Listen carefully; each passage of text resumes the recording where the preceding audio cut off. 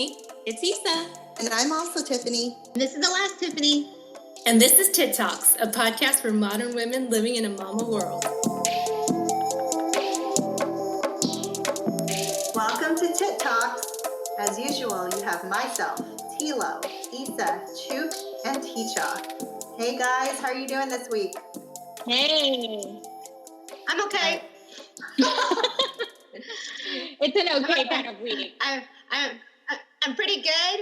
I'm still grateful for everything in life, but today was a crazy one. It was a doozy. This whole week has been a doozy. Yeah. Mm-hmm. So this is coronavirus week, and we're at the stage where every day gets a little crazier. And this is Chook, by the way. Saw on Facebook a bunch of posts about the military being in our town. But really, I mean, their reasons are to provide support, but it's still a little jarring. So that's why I say okay. Still grateful. So California lockdown, okay. Yeah. Grateful for you guys forever. Yeah, definitely. I feel like I had an atypical upbringing. Being brought up in a city that was predominantly Latino, I grew up wanting to be Latino, which my husband Dave thinks is the funniest thing in the world, but it was the only thing that I knew, and I just felt like I wanted to be anything but who I was, and a part of that is really kind of what we also want to highlight today is stems from racism. I don't know about you guys, but I experienced a lot of it growing up, just being not the norm, I suppose, growing up in the city that I grew up in. And I'm just devastated to see the rhetoric that our president is putting forth. That's really just fulfilling this racism around the Asian American culture. There are people in communities that do not feel safe because they're being attacked. And it's just so wrong. I don't know. It's becoming more prevalent as the days go by, as he continues to refer to it as the Chinese virus. And it's just really disappointing to see from a leader of our nation. Yeah, it is. It's very disappointing, and it's unfortunate that he can do this.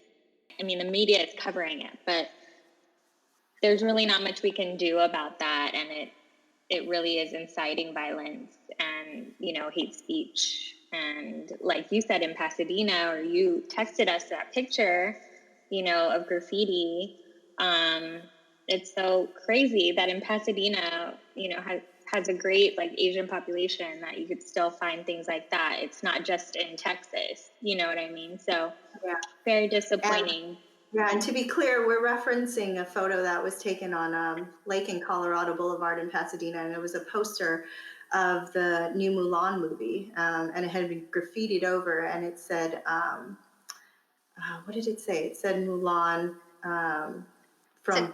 Toxic, right? Yeah, it said toxic from Wuhan, graffitied over the poster, and it's just heartbreaking, really. Mm-hmm. Yeah, and I guess for me, just with so much blatant racism shot at me as I was a young child, and even growing up, I feel like I never was really comfortable or wanted to be me. I never felt comfortable in my own skin, I guess is the best way to say it. And having kids now, I really am so proud of our culture, and it's just something that I want to instill in them, because I feel like it was such a major gap growing up. I agree. And I think the one silver lining in all this with Trump and his sheep followers who are just, so bold now to be racist is that I know for a fact that those people are ignorant, and they can't do anything to take away from my pride in being Asian now, which I can say, looking back when we were younger, we're just absorbing what's around us. I couldn't say that I was proud to be Asian. I think, we all wanted to be the norm. So in elementary school, it's I wanted to be like that white girl with her fun white family and like eating hamburgers and, you know, being able to be less respectful to my mom and, you know, being able to have fun. Like you think about those things. It's like, I remember thinking, wow, it must be so like their lives seem so much more fun. And, but, you know, lessons learned from everything. I'm so proud of being who I am and lucky to say that I am comfortable in my own skin, just like, you know, you three girls now. It probably took a little bit to get here, but the one prevailing notion is that we're proud, and it's terrible to see all these racists coming out with their rhetoric and actions, but that doesn't say anything about us. Says it speaks volumes about them, and I feel sorry for them. And for this episode, I think it's really important for me to expand on how I grew up and where I grew up, you know, growing up Asian American. And I'd like to add Pacific Islander to that, you know, because we're all really one group.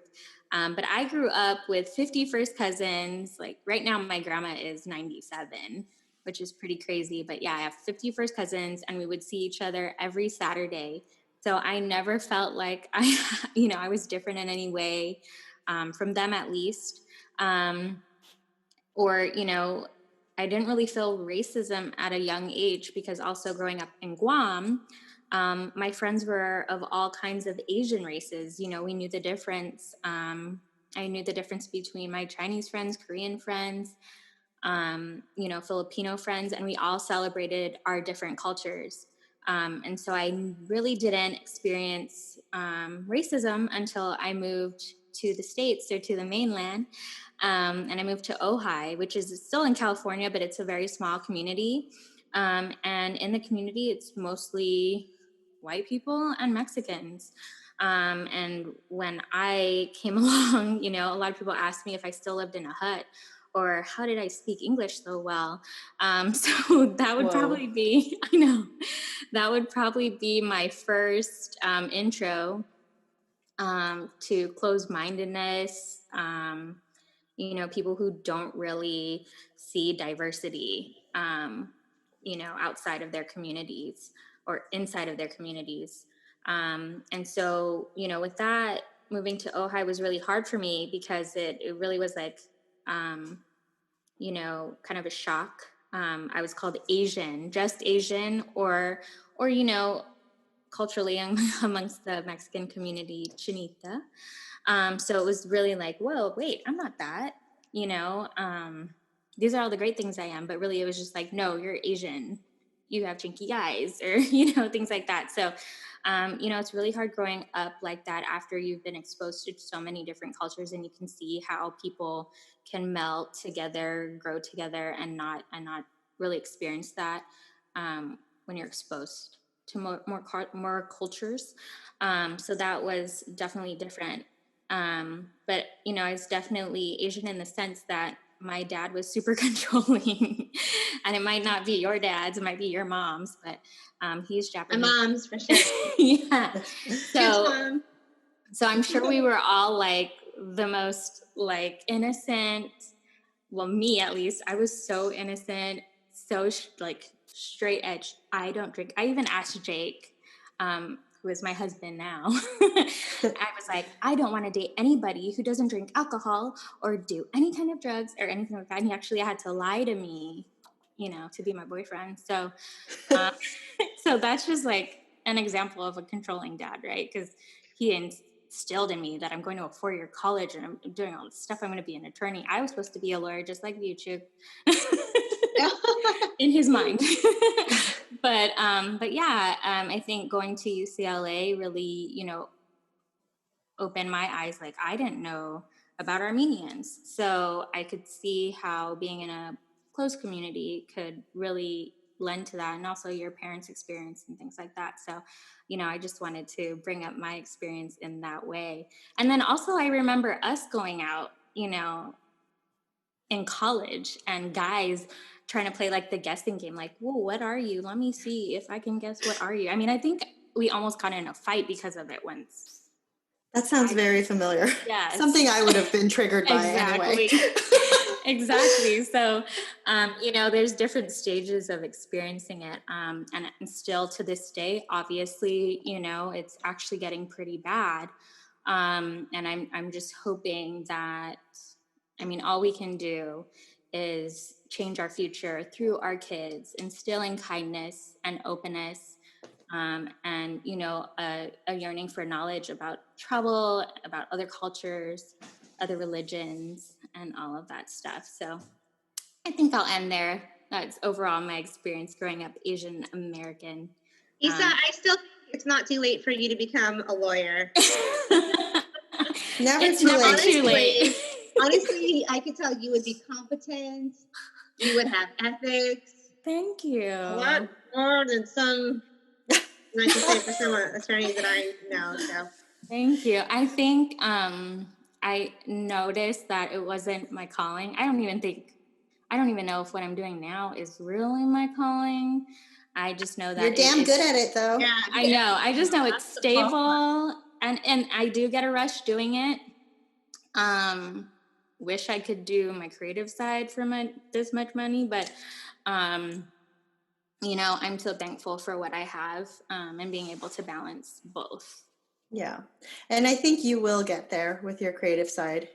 All things you just have to grind for a while, and then you'll get there. Nothing comes immediately. Easy. Exactly. Yeah. It's all experience. And I do want to say, like, you actually brought up something that I kind of forgot about myself. Like, growing up in the community that I grew up in, that was predominantly Latino, I literally, I don't think I met another Korean until I got to UCLA. Nor was I exposed to the Persian culture, the Armenian culture. Yeah. I was so sheltered. And similar to you with the very strict father, although my mom was very, very lax, like I didn't have any drinking experience when I was in high school. Like I was a very good girl. Probably why I got so crazy in college. But I shared that experience with you. And I remember actually in college orientation, I was in this group and we were in this round table and we were talking. And I had one of those like light bulb moments where you just like sit there and you realize like how much you don't know about the world because you've just been so sheltered. And I remember having that when I was in orientation during the summer. So it really was such a growth experience going to college. And these days, I think like you really don't have to have a 4-year degree to make a ton of money. But I feel like regardless of that, I would still want our children to go just because I grew up so much from a personal perspective being at college, even though it wasn't like practical learning, like in terms of like on the job learning. It was just that personal growth that was so important. I agree. I think that happened to me too at orientation, and more like in the disparity between probably like socioeconomic status, like people having however many AP classes available to them. And I'm like, what? We only had 4, so, opportunity is real. And that's what I noticed at orientation. Yeah. You know what's fascinating though? So too, just like you, I kind of grew up in a bubble in San Gabriel Valley too, in Monterey Park. But I guess it can go both ways. Either you feel like everyone is the same, or you're very, very cognizant that like you're very different from everyone else. And it wasn't until I came onto campus and started the rush process for aapi that I realized like, wow, I am very different. Everyone was so blonde and so Caucasian. And despite what everyone says about UCLA having the most Asians on campus, like it is a very predominantly, Caucasian culture there. And it was very intimidating. And that was really the first time I realized like I am not a standout in a way that's beneficial to me. So that was a bit jarring. I agree. It was quite an adjustment, let me tell you. I grew up in Irvine around a bunch of Asians. I'm Thai American, so like I think I knew of like one other Thai person, but I was I was used to seeing a ton of Asians, and like I knew like K-pop bands. Well, like just one. That's That impressive. one K-pop band that did Candy. I Do you know even that song? No. Next, Maybe you could sing it, yeah. it's a really good song. H.O.T. H.O.T. is the name of the Korean boy band. Huh? H.O.T. That's how we would sing. We had a bunch of Koreans, we had a bunch of Chinese, and a good number of Japanese. So UCLA was good for me. I was just like, yes, there's my Asian folk. So another thing that I think is really important to all of our experiences is representation in the media, in movies, in, politics. There really wasn't Asian American. I mean, even Disney, like Pocahontas was mine, and Mulan. I'm not even Native Right, American. Mulan. How could we forget Mulan? Mulan, yes, but that didn't come out till we were older. Like there was true. all the younger princesses. Belle was my favorite, and she looks nothing like me. And yeah, this is Tiffany Chavez-Tay here, and you hit the nail on the head. I think growing up, who I really wanted to be was the freaking Karate Kid, because he seemed like he could just do it all. He was doing it all, and he was young, and he, pretty much could just do anything he wanted. I cannot imagine you as a white male. I cannot. But I'm happy you are not. Yeah. I'm trying to right now. You wouldn't be as cute. You'd be a pretty good looking white guy. I can do that. Definitely having the strict parents and no role models in media definitely contributed to that. Growing up in Monterey Park, I felt like I was just like one of many, and there weren't really too many distinctive factors. And it's funny because I feel like I am a pretty passionate person, but it's been like squelched down so that I'm like really always poised. I don't speak too loudly. I take up very little space. I don't make a mess. And so it's been kind of just drilled into me, to always be a nice person walking around, greet your elders, but don't make too much noise and right. don't be too flashy.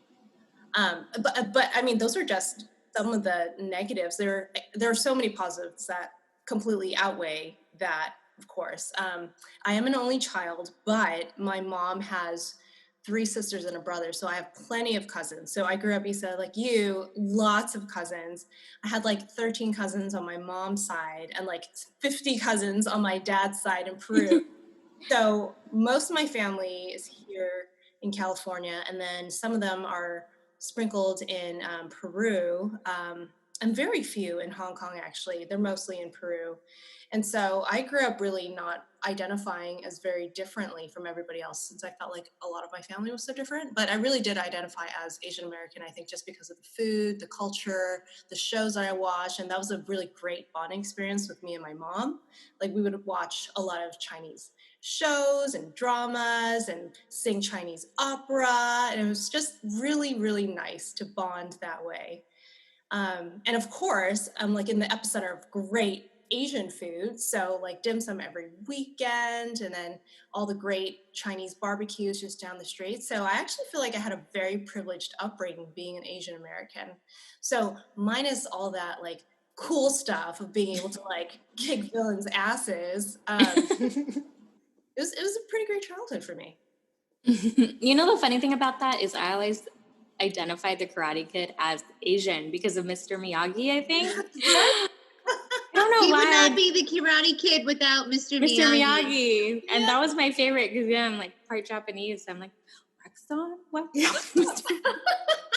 But I always have thought of you as kind of like such a great role model. Just because of you and your personality, but also like you pursuing, being pageant queen and, Yes. seeing you in that capacity, and you're just so smart too. You're just like a really great balance. So, Oh. Yeah. I probably have your to say family and upbringing. you hit it on the head with the word poise. Like that's Yes. definitely something that we can all aspire to. You definitely have a lot of poise. It was very apparent from the first time that I met you. I have a separate question for you on the topic of growing up Asian American.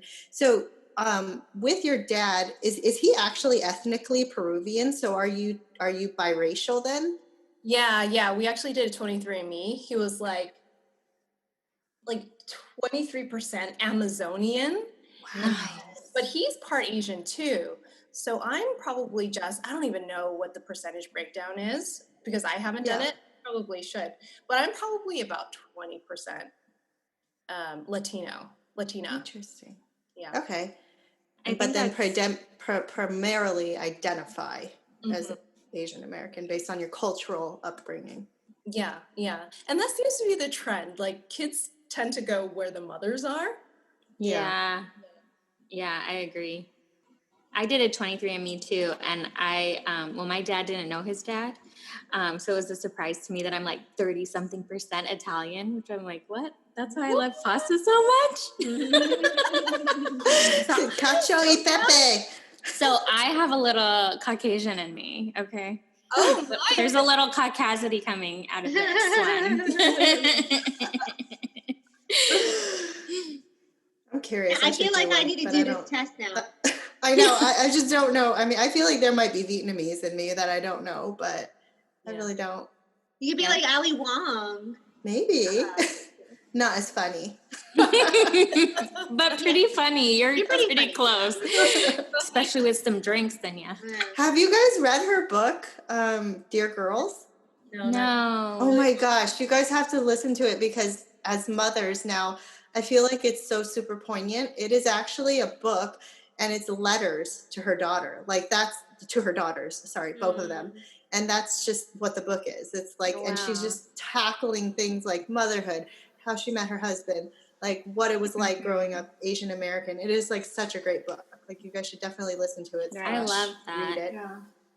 I think it's just also crazy. Like I told you guys, like it was probably about a month ago, even before all this coronavirus mayhem started. I was walking down the street in Glendale and some man literally yelled at me and was like, go back to China.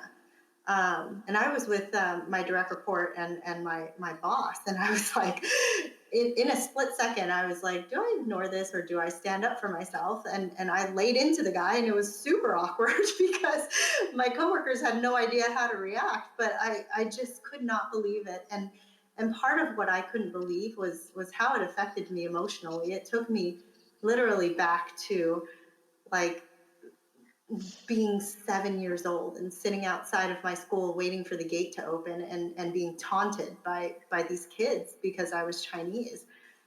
It's really devastating to just think about how as many years have passed, like culture really has not progressed as far as we hoped it has, you know? But I do have hope for us and for our children just because of who we are, like the collective we of the modern parents of this age, and the kids that we're going to raise as a result of the experiences that we had. I think they're going to be better for it, for sure. I agree. Right. This is true. And one thing I want to add that I think seems promising, and through my lens of growing up from the 80s to the 90s and now in the 2000s, I can appreciate how Asian food, the popularity of Asian food has seemed to blow up. And That is so and true. everyone is embracing it. And I can definitely say when I was in elementary school, I was embarrassed about my mom's like fishy, stanky curry. But now that's like one of the things that I love the most. It's like always on the top of like LA Eat. It's always like on the top of like food critics list of things to try. I can appreciate seeing like Korean dish like kimchi just like rise to the top of like food truck delicacies and whatnot. I think in that respect, especially through food, it's promising to see parts of like Asian culture being more embraced. But that's definitely not enough when we still have these ignorant a-holes yelling out like "Go back to China," and also like be a little more creative than that. Yeah. I just like I can't. I have so many things to say when people are racist, and I don't have the bandwidth for it, but it's something that has to be dealt with. But Yeah. But I just want to add that I think there's some ray of hope, especially exemplified through Western cultures and embracing Asian delicacies. And Yeah. you guys all know that's something that I'm very passionate about. Yeah, Yeah. all the long lines for I can Thai see the world through food. As Yeah. someone who's had your mom's curry, it is amazing. Yeah, I agree. that's good. So, that was kind of heavy, but, but what else, I guess, from your guys' experiences would you highlight from growing up Asian American? There's the quintessential tiger mom that often gets talked about. And I really didn't have that experience. Me neither. So I really can't speak to it. I mean, I did the things that an Asian tiger mom wants you to do, like practice piano, like do well in school. But it wasn't really because they motivated me. A lot of it was self-motivated. And maybe it was because like I knew I needed to get out of the city that I grew up in. But I mean, besides that, my mom was super lax and continues to be super lax. I really don't have that experience. I'd be interested to hear about your guys's. Yeah, Taylor, your mom is super cool. My mom, yeah, my mom is the opposite. She's forever Mrs. Chukia. And still, when I talk to my friends from high school, they're like, "Oh, Mrs. Chukia," because she's like, for the most part, still the same, but she just can't bully me and my friends as much. Like, she can still bully me, and she can still put me in my place, and I still have to lie to her about, like, whether I bought a new shirt or, like, had a glass of wine or something. But, yeah, I mean, I can appreciate how her tiger momness has shaped me, because I wonder, I think I'm pretty normal, but I wonder if she wasn't my mom, if I would be like super crazy and super out there. You'd probably be the opposite. You would not. Oh, yeah. You wouldn't be a lawyer if she wasn't your mom? No, I would not be. I'd be probably an artist. Surfer. I used to be really good at drawing. Oh, dang. I was good at basketball when I was in 6th grade. I remember this, but like it wasn't a sport that she wanted, so I had to focus on tennis. And like I was really good at the piano, and like I was on my way to being like I had so much fun with it. Like I used to play Forrest Gump, the theme song. Yeah. With no music, with no sheet music. And I remember one time I played it at a recital and everyone was like, "Oh my," I floored everyone, because I was actually pretty young. And thinking about it, like, I think if I was sitting in the audience, I would have been really impressed with myself too. But at some point she was like, you need to not focus on like just like having fun with it. You need to focus on the theory. So I like my playing music took a back seat to me studying the music theory, which I mean, like, I don't know anything about music. Is your mom pushing that agenda, not your piano teacher? My mom. Yeah, I had to switch piano teachers. That's kind of what happened. It's like we took a turn from like, yeah, exactly. I was doing fun music and then switched teachers and then learned all about theory and then was able to get the certificate of merit. I don't know if you guys got that. I know, so boring. And then that just like kind of killed it. I just killed I it. have no idea what that is, but I remember my dad being like that with my brothers, and like they quit everything that he was ever like, practice more, or like, Yeah. Well, listen, you guys, with Yeah. COVID-19 here, you shortly might be able to pick up a long forgotten habit or hobby. Reignite that passion. I need one. Do they have that for like DJs? Honestly, no, Yeah. I mean, I think it was they have live one for my already. college resume. You're way qualified for it. That was something for my college resume. That like I love it. I'm sure no one really cared about it, but it's a good idea. COVID-19 is my time to shine. Exactly. I give Reclaim all of it. you guys a certificate of winosaur merit. Okay. Yeah. Straight to that. And I think it would be nice to hear back from people who are listening to this episode on their experiences, because you know we all have the same experience, but through different Lenses. through different cultures, through different lenses, and so it's interesting to see, to learn about, so that we don't make the same mistakes maybe that our parents made or that the culture at the time made, and we're better able to equip, our future, our kids, to be kind to other people and, celebrate differences and be different than Mr. Trump. Yeah, I mean, that's the funny thing. Like, that's the baseline. It's like, be kind, be a good person, and it's really not that hard. At the end of the day. Yeah. So, I mean, with that said, you guys, I mean, I'm so glad we were able to have this chat. I'm so glad you guys that are listening, we're here and able to listen to our experiences. We, as Issa said, we'd really love to hear from you guys. So, it would help us a ton if you could review us on iTunes, give us those 5 stars, or even tell a friend about us. We'd love to get your feedback on, whether you love this episode, what topics you'd like to hear us tackle. So give us an email or a DM.